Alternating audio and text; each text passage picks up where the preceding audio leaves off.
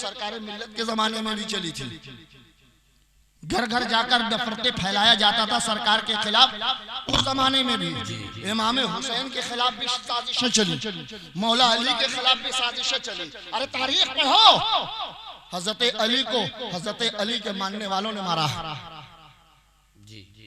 हजरत अली को हजरत अली के साथ रहने वाले लोगों ने तलवार से काटा, हजरत इमाम हसन को हजरत इमाम हसन के साथ रहने वाले लोगों ने जहर दिया, हजरत इमाम हुसैन को माँ बाल बच्चों के साथ करबला के अंदर अगर शहीद किया है तो उनके अपने लोगों ने शहीद किया। तो ये खानदान तो शुरू से शहीद होते आया है, गालियां सुनते आया है, मार खाते आया। तो डरने की क्या जरूरत है जब हमें पता है कि मेरे आबा अजदाद इस काम में मारे गए लेकिन उन्होंने इस मिशन को छोड़ा नहीं। तो जो भी इस खानदान में पैदा होगा वो कभी डरेगा नहीं और इस मिशन को आगे बढ़ाता चला जाएगा। सुभान अल्लाह, सुभान अल्लाह। सुलह हुदैबिया एक सुलह है जो एक जंग होने वाली थी। मक्का के लोगों ने पाबंदी लगा दिया मेरे रसूल पर कि आप नहीं आ सकते मक्का के अंदर, मक्का के अंदर आप नहीं आ सकते, आप उम्रा करने नहीं आ सकते, हज करने नहीं आ सकते।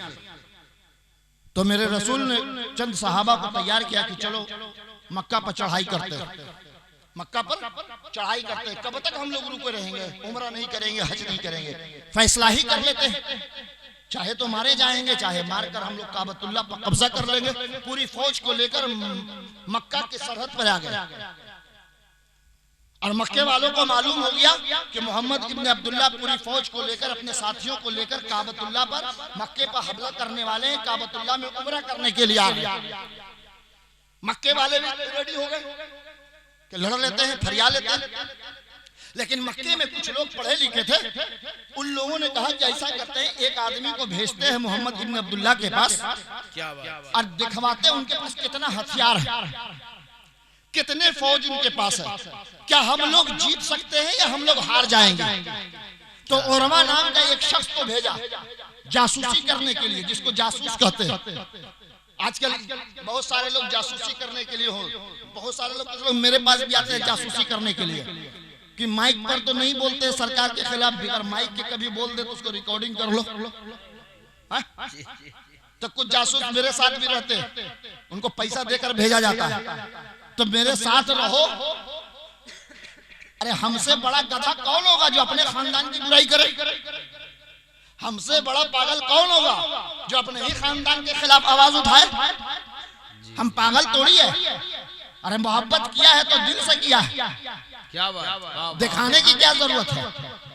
चाहे तुम जासूस भेजो या राजदूत भेजो, जो माइक पर बोलेगे वही माइक से हट कर बोलेगे। तो जासूस आया तो देखा कि सहाबा बैठे हुए, तो सबसे पहले उर्वा आया तो हजरत अबू बकर सिद्दीक के पास गया और कहा, अबू बकर सिद्दीक तुम लोग लड़ने के लिए आए हो, ये मोहम्मद इब्न अब्दुल्ला जो है ये भाग जाएंगे, तुम लोगों को छोड़कर ये भाग जाएंगे, तुम लोगों की जान चली जाएगी, तुम लोग कट जाओगे, मर जाओगे, ये भाग जाएंगे। हजरत अबू बकर सिद्दीक ने कहा, ऐसा हो नहीं सकता, ये मेरे नबी है, ये मेरे रसूल है, ये मेरे पैगंबर है, ये भाग नहीं सकते, और अगर चले भी जाएंगे तो अबू बकर लड़ने के लिए तैयार है, इसलिए कि मेरे रसूल है। सुभान अल्लाह, हुक्म की हमको तामील करना है, इनके हुक्म की हमें तामील करना है। और वह समझ गया कि ये लोग मानने वाले नहीं है। इतने में आजान हो गई। जब आजान हुई तो एक सहाबी रसूल एक बधना में पानी लेकर आए मेरे आका के पास वजू कराने के लिए। मेरे आका वजू कर रहे हैं और जितने सहाबा हैं सब वो वजू के पानी को अपने हाथ में छान रहे हैं और छान छान कर पी जा रहे हैं। मेरे आका जब लुआबे दहन फेंक रहे हैं, थूक मुबारक को जब फेंक रहे हैं तो सहाबा उसको अपने हाथों पे छान कर अपने चेहरे पर मल ले रहे हैं। मेरे आका जब नाक से निकाल रहे हैं तो सहाबा अपने हाथ पर छान कर अपने सीने और चेहरे पर मल रहे हैं। और जो लोग पानी पी चुके और किसी को पानी नसीब नहीं हुआ तो कुछ सहाबा और किसी सहाबी का जो हाथ गीला है उस पर अपना हाथ मलकर अपने चेहरे पर मल रहे हैं। क्या बात है। और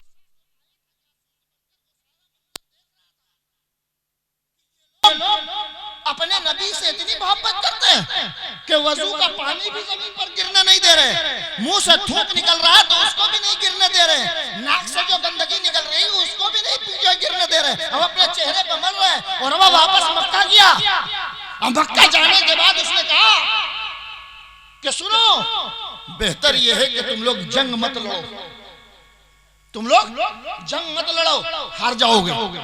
मैं नज्जाशी के बादशाह के दरबार में गया हूँ, मैं रोमन और पर्शियन बादशाह के दरबार में गया हूँ, और बहुत सारे बादशाहों के दरबार में गया हूँ, लेकिन किसी वजीर को अपने बादशाह से इतनी मोहब्बत करते हुए नहीं देखा जितनी मोहब्बत मोहम्मद इब्न अब्दुल्लाह से लोगों को अपने करते देखा।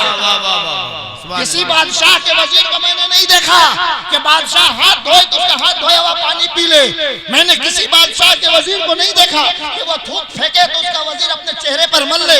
मैंने किसी बादशाह को नहीं देखा कि वो अपना नाक की गंदगी फेंके तो कोई वजीर अपने चेहरे पर फेर दे। मोहम्मद इब्न अब्दुल्लाह को हम देख कर आ रहे हैं कि वो मुंह का थूक फेंक रहे हैं तो लोग सहाबा चेहरे पर मल रहे हैं, वजू का पानी गिरने नहीं दे रहे हैं। इसलिए तुम सुलह कर लो, लड़ाई में तुम जीत नहीं पाओगे। अब वहां से दो आदमी आया कि हम लोग सुलह के लिए तैयार हैं। तो मेरे आका ने कहा सुलह कर लेते। 3 शर्त पर सुलह हुई, 3 शर्त पर। पहली शर्त यह थी कि मक्का से कोई मुसलमान भागकर मदीना आएगा तो उसको लौटा देना होगा, उसको वापस मक्का भेज देना होगा। दूसरी शर्त यह थी कि जो लोग मदीना में हैं और वो मक्का भागकर चले जाएंगे तो वो वापस नहीं होगा। मेरे आका ने उसको भी कबूल कर लिया। और तीसरी शर्त यह थी कि अभी जो आप उम्रा करने के लिए आए हैं, इस बार आप उम्रा न करें, अगले साल आकर आप उम्रा कर लेंगे। मेरे आका ने उसको भी तस्लीम कर लिया। हजरत उमर ने कहा या रसूल अल्लाह,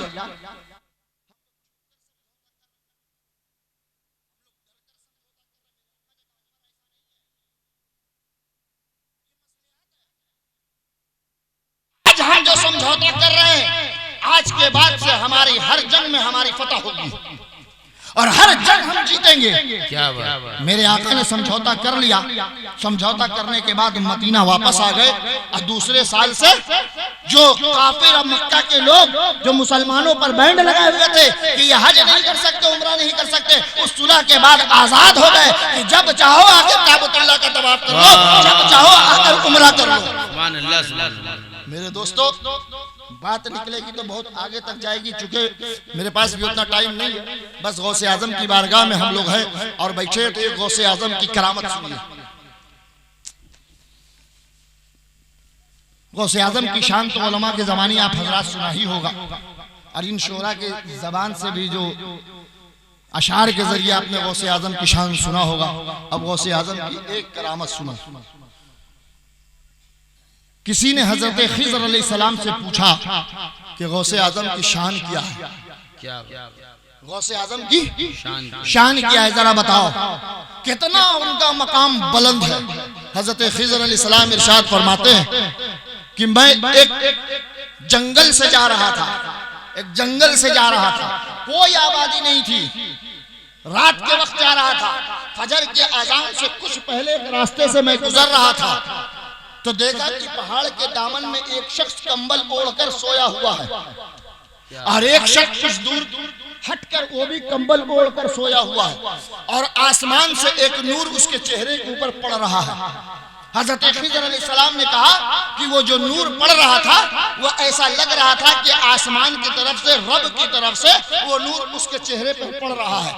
हजरत खिज़र अलैहिस्सलाम ने सोचा कि इस शख्स को उठाकर देखते ये है कौन।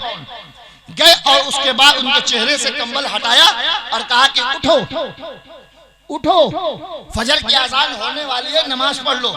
वो शख्स हजरत खिज़र अलैहिस्सलाम को देखा और कहा कि अभी नमाज में टाइम बचा हुआ है, हम अल्लाह से बातें कर रहे हैं, हम थोड़ी देर के बाद नमाज पढ़ लेंगे।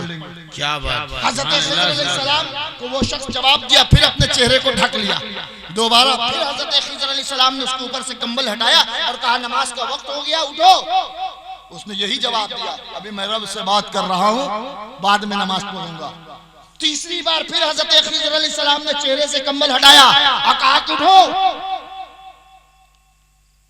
नमाज का वक्त हो गया है। उस शख्स ने कहा अभी रब से बात कर रहे हैं, थोड़ी देर में नमाज पढ़ लेंगे।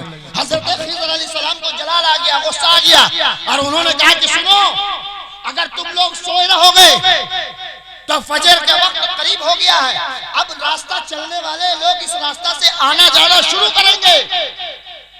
जैसे ही लोग रास्ते पर आएंगे हम तुम्हारी पहचान करा देंगे, हम दुनिया वालों को बता देंगे कि ये अल्लाह के वली है, ये अल्लाह के भेजे हुए वली है, और दुनिया वाले तुम्हारे पीछे पड़ जाएंगे। तुम्हारा फिर अल्लाह से बात करने का वक्त भी नहीं मिलेगा, लोग तुम्हारे पीछे पड़ जाएंगे, अपना दुख सुनाएंगे, अपनी परेशानी सुनाएंगे, कोई दुआ मांगेगा, कोई तावीज मांगेगा, कोई पानी फूंकवाएगा, तुम परेशान हो जाओगे। इसलिए उठ जाओ। जब हजरत खिज़र अलैहिस्सलाम ने धमकी दिया कि हम पहचान करवा दोगे दुनिया के सामने कि तुम अल्लाह के वली हो, तो वो शख्स खड़ा हो गया और उसने कहा सुनो, अगर दुनिया वालों के सामने मेरी पहचान करा दोगे कि मैं अल्लाह का वली हूँ और दुनिया मेरे पीछे पड़ जाएगी, तो उसी दुनिया वाले के को मैं तुम्हारी पहचान करा दूंगा कि हजरत खिज़र अलैहिस्सलाम है। अगर दुनिया से हम न बच सकेंगे तो तुम भी नहीं बच पाओगे। अगर लोग मेरे पीछे भागेंगे तो लोग तुम्हारे पीछे भी भागेंगे। तो हजरत खिज़र अलैहिस्सलाम ने कहा, इस जंगल में, पहाड़ के दामन में तुम लोग क्या कर रहे हो? यहाँ तो कोई आबादी नहीं है, यहाँ पर तो कोई घर नहीं है। तो उस शख्स ने कहा कि हम लोग 2 आदमी यहाँ पर आए हैं गौसे आजम के हुक्म पर, हम लोग 2 आदमी गौसे आजम के हुक्म पर आए हैं। गौसे आजम का हुक्म हम लोगों को मिला, हम अलग मुल्क में थे और वो जो बगल में जो सोए हुआ है बंदा वो अलग मुल्क में था। मेरे पास गौसे आजम का हुक्म आया कि फला पहाड़ के दामन में एक अब्दाल का इंतकाल हो गया है, एक अब्दाल का इंतकाल हो गया है, तुम लोग वहां पहुंचो और पहुंचकर उस अब्दाल के जनाजे की नमाज पढ़ो और उसको दफन कर अपनी अपनी जगह पर वापस हो जाओ। गौसे आजम का हुक्म मिला तो हम लोग यहाँ आ गए, उस अब्दाल की नमाज जनाजा पढ़कर उसको दफन कर दिया। लेकिन शाम हो गई तो हम लोगों ने यहीं पर रात गुजारने का फैसला कर लिया। हम लोग यहाँ रात में इसीलिए गुजार रहे हैं, सुबह उठकर हम लोग चले जाएंगे। तो हजरत खिज़र अलैहिस्सलाम ने लोगों को बताया कि गौसे आजम की शान देखो, उनका मकाम देखो कि उनके कदमों के जो नीचे, उनके कदमों के नीचे जो वली है वो रब से बात कर रहा है, जो उनके कदमों के नीचे वली है वो रब से बात कर रहा है। तो गौसे आजम से देखो, उनकी शान देखो कि वो रब से किस तरह बात करते होंगे, और उनका मकाम विलायत देखो कि वो उनका मकाम कहाँ होगा। जब ये वली रब से बात कर रहा है तो गौसे आजम की शान हम क्या बयान कर सकते हैं। आप उस गौसे आजम के मानने वाले हो, आप उस गौसे आजम के चाहने वाले हो, आप उस गौसे आजम के मानने वाले हो, आप सरकार मिल्लत से मोहब्बत करने वाले हो। सरकार मिल्लत से खूब मोहब्बत करो, जितना दिल चाहे मोहब्बत करो। आप इस सरकार मिल्लत से इसलिए नहीं मोहब्बत कर रहे हो कि उनका नाम नसीम अख्तर कादरी है, आप सरकार मिल्लत से इसलिए नहीं मोहब्बत कर रहे हो कि बिहार से आए हैं, आप सरकार मिल्लत से इसलिए नहीं मोहब्बत कर रहे हो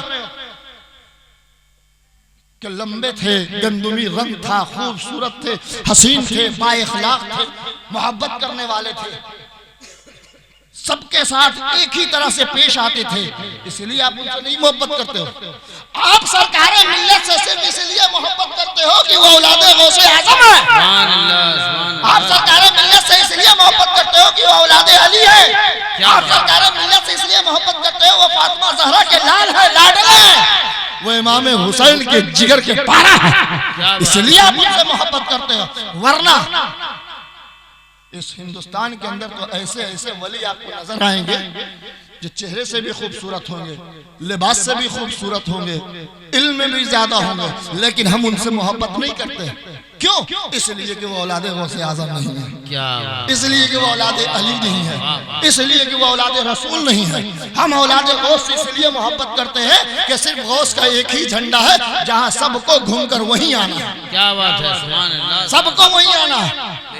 और ये भी सुन लो, अगर बांटना चाहते हो ना, अगर बांटना चाहते हो, अगर बांटना चाहते हो, नसीमियों को अगर बांटना चाहते हो और अमझरी को बांटना चाहते हो कि अमझरी अलग हो जाए, नसीमी अलग हो जाए, तो बांट लो, सब नसीमी अलग हो जाओ और सब अमझरी अलग हो जाओ। अब फैसला तुम करो कि सर हमारे पीर सरकार मिल्लत किस खेमे में होंगे, किस झंडे की तरफ सरकार मिल्लत तुम्हारे पीर होंगे। सरकार मिल्लत नसीमी नहीं है, पता है ना, पता है कि नहीं? सरकार मिल्लत नसीमी नहीं है। तो जब सब नसीमी एक तरफ हो जाओगे तो सरकार मिल्लत किधर जाएंगे? सरकारे मिल्लत रज़्ज़ाक़ी हैं, सैयद शाह अब्दुल रज़्ज़ाक़ कादरी के मुरीद हैं। आप नसीम अख्तर कादरी के मुरीद हो तो नाम के बाद नसीमी लगाते हो, और सरकारे मिल्लत सैयद शाह अब्दुल रज़्ज़ाक़ कादरी के मुरीद हैं तो वो रज़्ज़ाक़ी लगाते हैं। तो नसीमी एक तरफ और रज़्ज़ाक़ी एक तरफ, और जो रज़्ज़ाक़ी है वो अमझरी है। तो मालूम हुआ कि तुम्हारा पीर भी अमझरी खेमे में चला गया, तुम अलग हो गए। तुम्हें पता नहीं है शिजरा, है ना, तुमको नसबनामा पता है जी। शिजरा अगर समझ जाओगे तो कभी आबिद कादरी को बुरा नहीं कहोगे, इसलिए कि तुम्हारे सामने आबिद कादरी नहीं बैठा हुआ है, तुम्हारे पीर के पोता बैठा हुआ है। क्या बात, तुम्हारे पीर का पोता बैठा हुआ है, जिनसे तुम्हारे पीर मुरीद है सैयद शाह अब्दुल रज़्ज़ाक़ कादरी, वो मेरे दादा हैं, मैं उनका पोता हूं। अगर हमको सिर्फ आबिद कादरी की निगाह से देखोगे तो आबिद कादरी नजर आएंगे, और अगर ये देखोगे कि ये सामने बैठा हुआ छोटे सरकार के पीर का बेटा है तो जमालुद्दीन आबिद कादरी तुम्हारे पीर का बेटा नजर आएगा। क्या बात, छोटे सरकार जिनसे मुरीद है ना, छोटे सरकार जिनसे मुरीद है वो मेरे बाप है, मैं उनका बेटा हूं। और यही नसबनामा मैं जब जुड़ाता हूं तो मैं पहले नहीं बताता था किसी को, मैं खाली चुप रहता था कि लोग मुझे पहचाने कि मैं कौन हूं। लेकिन लोग जब आवाज उठाने लगे और लोगों को जब बहकाने लगे तो मैं बताना शुरू कर दिया कि तुम किसके खिलाफ बोल रहे हो, पहले सोचो मैं कौन हूं। सैयद शाह फतहुल जब्बार कादरी मेरे सरकार के नाना है, वो किनसे मुरीद है? मेरे परदादा से मुरीद है। क्या बात, सुभान अल्लाह, सुभान अल्लाह। यानी सरकारे मिल्लत मेरे दादा से मुरीद, सैयद शाह फतहुल जब्बार कादरी मेरे परदादा से मुरीद, सैयद शाह वसीम अख्तर कादरी मेरे बाप से मुरीद। वाह वाह वाह, अलग कर सकते हो हमको, अलग सरकार से अलग कर सकते हो? हम अपने बाप के झंडे में होंगे बेटा बनकर, और छोटे सरकार मेरे बाप के झंडे में होंगे मुरीद बनकर। भाई का भी रिश्ता, छोटे सरकार बड़े सरकार दोनों भाई है, लेकिन दोनों का झंडा अलग होगा, दोनों का खेमा अलग होगा। बड़े सरकार एक सीढ़ी ऊपर होंगे, वो मेरे दादा के झंडे में होंगे। छोटे सरकार एक सीढ़ी नीचे होंगे, वो मेरे बाबा के झंडे में होंगे। और सैयद शाह फतहुल जब्बार कादरी बड़े सरकार से भी एक सीढ़ी ऊपर होंगे, वो मेरे परदादा के झंडे में होंगे। अब अपना बताओ कि तुम्हारा झंडा कहाँ होगा? आना तो अंजरी पड़ेगा, आना तो मेरे बाप के झंडे के नीचे होगा, आना तो मेरे दादा के झंडे के नीचे होगा, आना तो मेरे परदादा के झंडे के नीचे आना होगा। अब जितनी मेरी बुराई करना है करो, कल मैदान महशर में सरकारें मिल्लत तुम्हें लात मार के न भगाए तो मेरा नाम जमालुद्दीन आबिद कादरी नहीं है। क्या सरकार भगा देंगे कि ऐसा मोहब्बत करने वाला मेरा मुरीद न चाहिए जो मेरे पीर की औलाद की तजलील करे, मेरे पीर की औलाद की ताज़ीम न करे। क्या बात, मुरीद अपने पीर को नहीं बख्शवाएगा, मुरीद अपने पीर को नहीं बख्शवाएगा, पीर अपने मुरीद को बख्शवाएगा। तुम मुरीद हो, तुम सरकारे मिल्लत की सिफारिश नहीं कर सकते, तुम सरकारे मिल्लत की सिफारिश नहीं कर सकते, तुम सरकारे मिल्लत अपने झंडे में नहीं ला सकते। सरकारे मिल्लत की सिफारिश सैयद शाह अब्दुल रज़्ज़ाक़ कादरी करेंगे, सरकारे मिल्लत की सिफारिश सरकार सैयद शाह अब्दुल रज़्ज़ाक़ कादरी करेंगे, सरकारे मिल्लत अपने झंडे के अंदर लेकर सैयद शाह अब्दुल रज़्ज़ाक़ कादरी लेकर जाएंगे। आप नहीं जाओगे, आप सरकारे मिल्लत के झंडे में जाओगे, आप सरकारे मिल्लत के साथ जाओगे, आप सरकारे मिल्लत के खेमे में रहोगे। है कोई भद्रक के अंदर कोई भी एक आदमी है, मैं चैलेंज करके जा रहा हूं कि लिखवा के दिखला दो कि आबिद कादरी के वालिद से छोटे सरकार मुरीद नहीं थे। कोई भी है भद्रक के अंदर जो लिख के दे दे कि आबिद कादरी के दादा से सरकारे मिल्लत मुरीद नहीं थे? है भी कोई भद्रक के अंदर जो लिख के दे दे कि सैयद शाह फतहुल जब्बार कादरी आबिद कादरी के परदादा से मुरीद नहीं थे? अगर लिखवा के ला दोगे उस दिन से घर घर फातिहा करना छोड़ छोड़। क्या बोलने के लिए तो इतना कुछ है, क्या बहुत कुछ बोल सकते हैं, लेकिन हम चाहते हैं कि आप सरकार के मुरीद हैं, हम सरकार के गुलाम हैं, हम सरकार के खानदान से, हम सरकार की शान बयान करना चाहते हैं। निकलो निकलो देहातों में, देखो किस तरह से नसीमियों को फोड़ा जा रहा है। कोई अपने तरफ खींच रहा है, कोई अपने तरफ खींच रहा है, कोई अपने तरफ खींच रहा है। आज 10 साल से इलाके में मैं जा रहा हूँ, जहाँ जहाँ जा रहा हूँ तो कम से कम उतने लोग नसीमी बनकर वो कायम है, वो सब कहाँ आ रहे हैं? जी जी वो वाह सब सरकारें मिल्लत के आस्थाने पर आ रहे हैं। क्या बात वो सब सरकारें मिल्लत के आस्थाने पर आ रहे हैं। क्या आज जो बात लोग है। बदल रहे हैं, पीरों की कमी नहीं है उड़ीसा में। ये उलमा मुझे माफ करें, सरकारें मिल्लत से ये मोहब्बत करते होंगे, लेकिन तुम्हारी मस्जिदों के इमाम जो है ना, जिनके पीछे तुम नमाज पढ़ रहे हो, वो सरकारें मिल्लत से मोहब्बत नहीं करते। चाहे वो सोरो के इमाम हो, बालेसर के इमाम हो, बस्ता के इमाम हो, रुखसा के इमाम हो, जालेसर के इमाम हो, कहीं के इमाम हो। और सुनो, जो इमाम और मुक्तदी हमेशा मुलाकात होती है। 5 वक्त आप इमाम से मुलाकात करते हो, वो धीरे धीरे आपके पीर भाई को गुमराह कर देता है, और आपका पीर भाई आपके पीर के झंडे से निकलकर किसी दूसरे झंडे में चला जाता है। हमसे मोहब्बत करने वाला किसी दूसरे झंडे में नहीं जाएगा, वो सरकारें मिल्लत ही के झंडे में रहेगा। इसलिए कि मैं किसी को नहीं कहता हूं कि आप मुझसे मुरीद हो जाओ, मैं कहता हूं कि सरकारें मिल्लत के मुरीद हो तो सरकारें मिल्लत के आस्थाने पर 365 दिन अगर ताकत है तो जाओ। वाह वाह। इसलिए कि उनसे जब जुड़े रहोगे, उनसे जब जुड़े रहोगे तो तुम्हारी आखिरत भी सुधर जाएगी और दुनिया भी सुधर जाएगी। क्या बात, सुभान अल्लाह, सुभान अल्लाह। सरकारें मिल्लत इतनी मेहनत की है इस इलाके पर, गौसे आजम की मोहब्बत आपके दिलों के अंदर भर दिया। शरीयत का पूरा पूरा आपके पीर ख्याल रखते थे, पूरा पूरा ख्याल रखते थे। अगर शरीयत का आपके पीर ख्याल न रखते तो विसाल से पहले न कहते कि मेरे मजार पर कपड़े की चादर मत चढ़ाना। कहा कि नहीं, मेरे आस्थाने पर गुम्बद मत बनाना। लोगों ने पूछा क्यों? कहा मेरे पीर के आस्थाने पर गुम्बद नहीं बना हुआ। क्या बात है। अकीदत देखो पीर की। कहा कि नहीं, मेरे पीर के आस्थाने पर गुम्बद नहीं है, इसलिए मेरे आस्थाने पर भी गुम्बद मत बनवाना। कपड़े की चादर मत चढ़ाना, फूल चढ़ा देना। शरीयत में हुक्म है कि कपड़े की एक चादर चढ़ा। आपने लोगों को यह दर्स दे दिया, कयामत तक लोगों को बता दिया कि तुम जो गुमराह करते हो, लोगों को बताते हो कि सरकारें मिल्लत शरीयत से हट के थे। सरकारें मिल्लत ने ये सबक देकर चले गए कि देखो मेरे मजार पर न गुम्बद है न मेरे मजार पर कपड़े की चादर।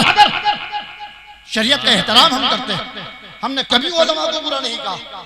अगर उलमा को बुरा करते तो हमेशा आलिमों को आगे सरकारें मिल्लत नहीं रखते। जी आप उनके मानने वाले हो, आप उनसे मोहब्बत करने वाले हो, आंखों पर से पर्दा हटाओ और देखो कि सरकारें मिल्लत की रहनुमाई कौन कर सकता है, सरकारें मिल्लत के मिशन को आगे कौन बढ़ा रहा है। हम सबको मिलकर सरकारें मिल्लत के मिशन को आगे बढ़ाना चाहिए और ये कोशिश करनी चाहिए कि आप देखिए, आपके दिल के अंदर जो मोहब्बत है सरकारें मिल्लत की वो 100% है, 100% है। लेकिन आपका जो बच्चा भी 8-10 साल का है, उसके दिल के अंदर 100% मोहब्बत नहीं होगी, नहीं होगी।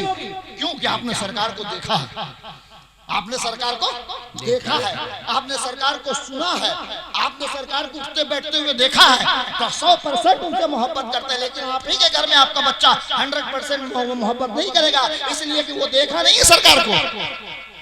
जो सहाबा ने रसूल को देखा तो अपनी गर्दन कटवाने के लिए तैयार हैं, और आज हम उनके उम्मती रसूल को नहीं देखा तो कुरान पर लोग आग लगा दे रहे हैं। लेकिन हम कहाँ, हम जाग रहे हैं? नहीं जाग रहे। हमारी मस्जिदों में आग लगा दी जा रही है, मुसलमान गर्दन कटा रहा है, नहीं कटा रहा है। क्यों? इसलिए कि हमने रसूल को देखा नहीं है। वो सहाबा ने रसूल को देखा तो अपनी गर्दन को कटा दिया, अली ने अपनी गर्दन को कटवा दिया, हुसैन ने अपनी गर्दन को कटवा दिया, हसन ने जहर पीकर भी अपने आप को इस दुनिया से रुखसत हो गए, रसूल को देखा। तो मेरे दोस्तों, आप देखो कि आपके पीर के मिशन को आगे कौन बढ़ा रहा है। जो भी बढ़ा रहा है, चाहे कसे बाशत कोई हो, किसी इलाके का हो, किसी मोहल्ले से हो, किसी बिरादरी से हो, आप उसका साथ दो ताकि आपके पीर का जो दबदबा इस इलाके में बना हुआ है, सिर्फ भद्रक में नहीं, पूरे इलाके में आपके पीर का डंका जो बज रहा है वो बजता रहे। सुभान अल्लाह। आपके पीर के खानकाह में लोग आते रहे। गुमराही फैलाने वालों का कभी साथ मत दो, वरना आपस में टूटकर दूसरे फायदा उठा कर ले जाएंगे। आज त्रिपुरा में क्या हुआ, त्रिपुरा में क्या हुआ, 100 आदमी थे, 4 जमात में बटे हुए थे। वहां के लोगों को मालूम हो गया कि ये मुसलमान तो 100 है, लेकिन 4 हिस्सों में बटा हुआ। पहले 25 को काटा, 75 हंसता रहा, 75 खुशियां मनाता रहा कि चलो ये तो उस जमात वाला कट गया, अच्छा हुआ। जब 25 कट गया तो फिर 25 को काटा, तो 50 हंस रहा था, चलो ये भी गया। और जब 25 और काटा, जब 25 को और काटा तो वो 25 भी डरने लगा। क्यों? इसलिए कि जब 50 काटा था तो हंस रहा था, अब ये 25 जो कट रहा है तो इसलिए डर रहा है कि अब हमारी बारी आएगी, अब हमारी बारी आएगी। तो मुसलमानों, आज इस तारीख में देखो कि आज तुम पर जो हुकूमत मुसल्लत है वो तुमको तबाह बर्बाद करने के चक्कर में है, वो तुमको निस्तो नाबूद करने के फिराक में है कि कहाँ मौका मिले कि मुसलमान को मुसलमान से लड़ाकर एक को तबाह कर दिया जाए, एक को बर्बाद कर दिया जाए। हमें तो उस पर निगाह रखनी चाहिए कि दुश्मनों को मौका न मिले कि हम पर तलवार चलाए, हमारी मस्जिदों में आग लगाए, हमारे कुरान की जो है वो तजलील करे। तो आपस ही में जब लड़ोगे तो क्या अपने इस्लाम, अपने कुरान, अपनी मस्जिद में तुम हिफाजत करोगे? आज इस बात की जरूरत है कि आप आपस में इत्तेहाद कायम करो। छोटी छोटी बातों पर अगर आप लड़ रहे हो तो मिल जाओ।